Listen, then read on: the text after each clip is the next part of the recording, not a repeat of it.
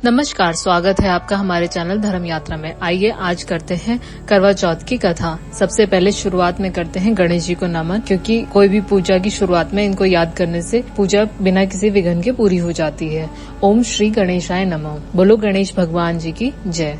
अब आवाहन करते हैं शिवजी जी और माता पार्वती जी का। बोलिए शिवजी जी की जय, माँ पार्वती जी की जय। प्रार्थना करते हैं कि जिस तरह शिवजी जी और पार्वती जी का दाम्पत्य जीवन सुखमय रहा, हमारा भी रहे। अब शुरुआत करते हैं करवा चौथ की व्रत कथा की। करवा चौथ की व्रत की पौराणिक कहानी। एक समय की बात है कि एक साहूकार के 7 बेटे थे और एक बेटी थी। कार्तिक मास के कृष्ण पक्ष की चतुर्थी को साहूकारनी ने अपने बहुओं और बेटी के साथ करवा चौथ का व्रत रखा। जब साहूकार के बेटे भोजन करने बैठे तो वो अपनी बहन से कहने लगे कि बहन तुम भी भोजन कर लो।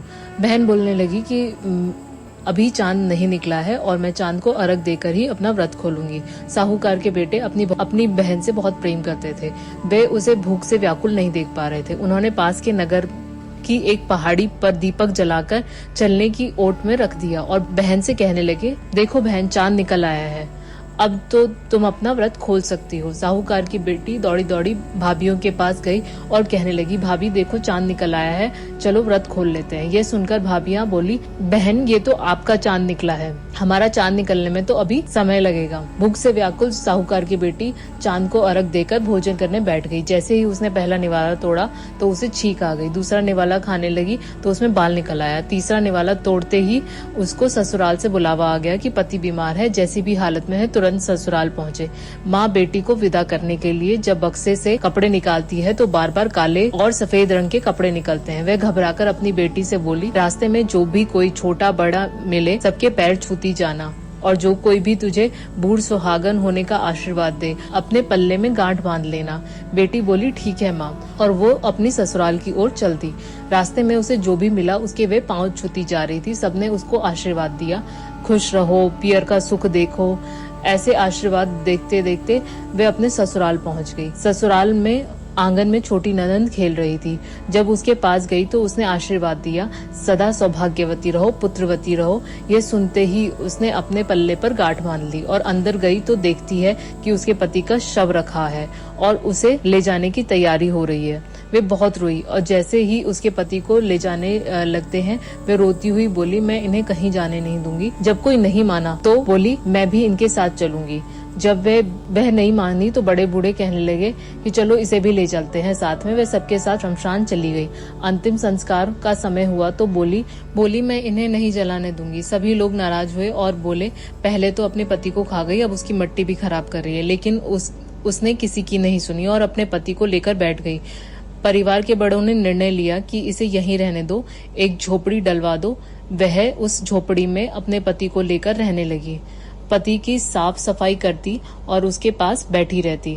2 बार उसकी छोटी ननंद खाना देने आती और वह करवा चौथ का व्रत करती, चांद को अर्घ देती और जब चौथ माता आती तो कहती, करवा ले लो करवा, भाइयों की प्यारी करवा ले, बड़ी घड़ी बुखारी करवा ले।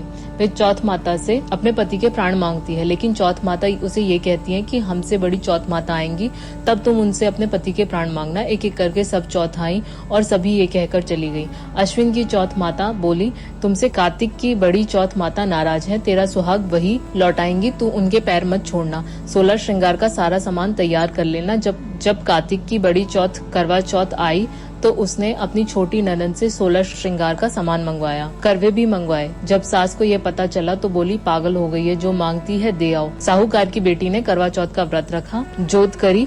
जैसे ही चौथ माता प्रकट हुई तो बोली, करवो ले, भाइयों की प्यारी करवो ले, घड़ बुखरी करवो ले, दिन में चांद उगाने वाली करवो ले। उसने उनके पैर पकड़ लिए और बोली, माता मेरा सुहाग वापस करो। माता बोली, तू तो बहुत भूखी है, 7 भाइयों की प्यारी बहन है, सुहाग का तेरे लिए क्या काम है। वो बोली, माता मैं आपके पैरों तब तक नहीं छोड़ूंगी जब तक आप मेरा सुहाग वापस नहीं करेंगी। चौथ माता ने एक एक करके से सुहाग का सारा सामान मांगा और उसने 16 श्रृंगार का सारा सामान चौथ माता को दिया। चौथ माता ने आंखों से काजल निकाला, नाखूनों से मेहंदी निकाली, मांग से सिंदूर निकाला और उसे करवे में घोलकर उस छोटी उंगली से उसके पति को छींटा दिया। छींटा देते ही उसका पति जीवित हो गया और चौथ माता जाते जाते उसकी झोपड़ी पर लात मार गई, जिससे उसकी झोपड़ी महल बन गई, उसका पति जीवित हो गया।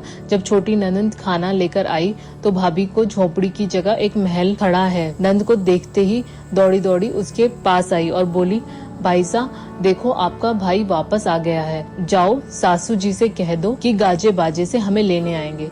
छोटी नंदन दौड़ी दौड़ी माँ के पास बोली, माँ भाई जिंदा हो गया है। माँ बोली, भाभी के साथ साथ तेरा भी दिमाग खराब हो गया है। तो बोली, नहीं मैंने भी भाई को देखा है, भाई सच में जिंदा हो गया है। सभी घर वाले गाजे बाजे के साथ अपने बेटे को लेने पहुँचे। बेटे को जिंदा देखकर सास बहू के पैर छूने लगी और बहू सास के पैर छूने लगी।